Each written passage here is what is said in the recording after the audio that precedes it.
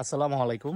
আমি কাউসার ফ্রম কে সামিল ব্লগস। তো চলে আসলাম আরো একটি নতুন ভিডিওতে। তো আজকে আমি যাচ্ছি পাসপোর্ট কালেক্ট করতে, ভারতীয় পাসপোর্ট।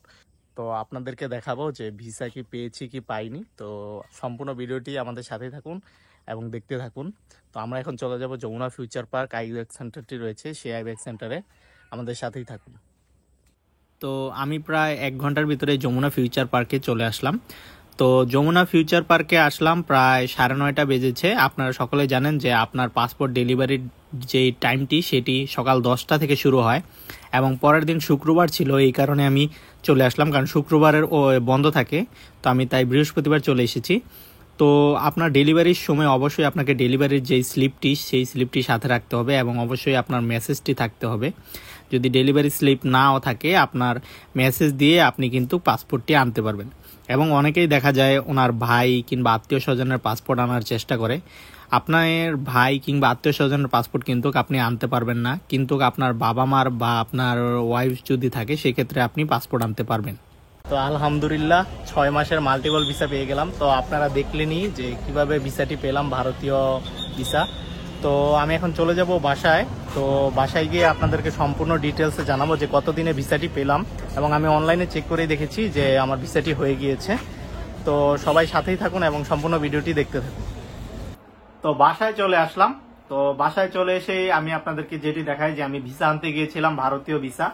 তো এটি ছিল আমার যেই পূর্বে যে আমি ভারতে গিয়েছিলাম সেই ভিসার কপিটি, এবং এখানে পাসপোর্ট রয়েছে, পাসপোর্টে সিল রয়েছে, এবং পরবর্তীতে যেই আমি ভিসাটি পাই সেটি হচ্ছে এইটি। তো আমি প্রথম যে ভিসাটি পেয়েছিলাম সেটি ছিল সিঙ্গেল এন্ট্রি এবং 3 মাসের জন্য। তো তখন আপনার বিশ্বকাপ খেলা চলছিল ভারতে এবং পূজা ছিল, সেই কারণে অনেককেই ভিসা দিচ্ছিল না, কিন্তু আমি আলহামদুলিল্লাহ প্রথম চান্সে ভিসা দিয়ে ভিসাটি পেয়ে যাই। এবং দ্বিতীয়বারও আলহামদুলিল্লাহ আমি যখন আবেদন করি তখন আমি ডকুমেন্টসগুলো সব সঠিক দিই এবং আগে যেইভাবে আবেদন করেছিলাম ঠিক সেইভাবেই আবেদনগুলো করি। তো আমাকে দ্বিতীয়বারে 6 মাসের মাল্টিপল ভিসাটি দেয়, এবং এই ভিসাটি আমি 24 তারিখে আবেদন করেছিলাম এবং 1 তারিখে আমাকে ডেলিভারি ডেট দিয়েছিল। তো আমি যেই 24 তারিখে আবেদন করেছিলাম তার থেকে 1 তারিখ পর্যন্ত আপনার প্রায় 35 দিনের মতো আমার সময় লেগেছে সম্পূর্ণ ভিসার প্রসেসিংটি হতে।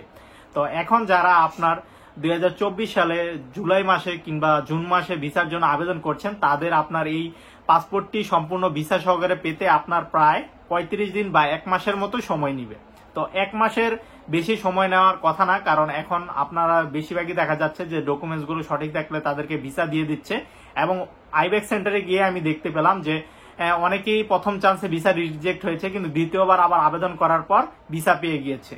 তো এটি হচ্ছিল যে কিছুদিন আগে ভিসা রিজেক্ট হচ্ছিল আপনার নির্বাচনের কারণে, কিন্তু এখন আপনার যারাই আবেদন করছে তাদের কিন্তু ভিসা দিয়ে দিচ্ছে এবং 1 মাসের মধ্যেই সকলে ভিসা পেয়ে যাচ্ছে। তো আপনারা যারা যারা ভিসার জন্য আবেদন করতে চাচ্ছেন তারা এখনই সুযোগ, আপনারা গিয়ে ভারতের ভিসার জন্য আবেদন করুন। আপনাদের ট্যুরিস্ট ভিসা পেতে 1 মাস সময় লাগবে। তো আজকের ভিডিওটি এতটুকুই। যদি ভিডিওটি ভালো লেগে থাকে তাহলে অবশ্যই আমার চ্যানেলটিকে সাবস্ক্রাইব করে দিবেন। ধন্যবাদ সবাইকে। আসসালামু আলাইকুম।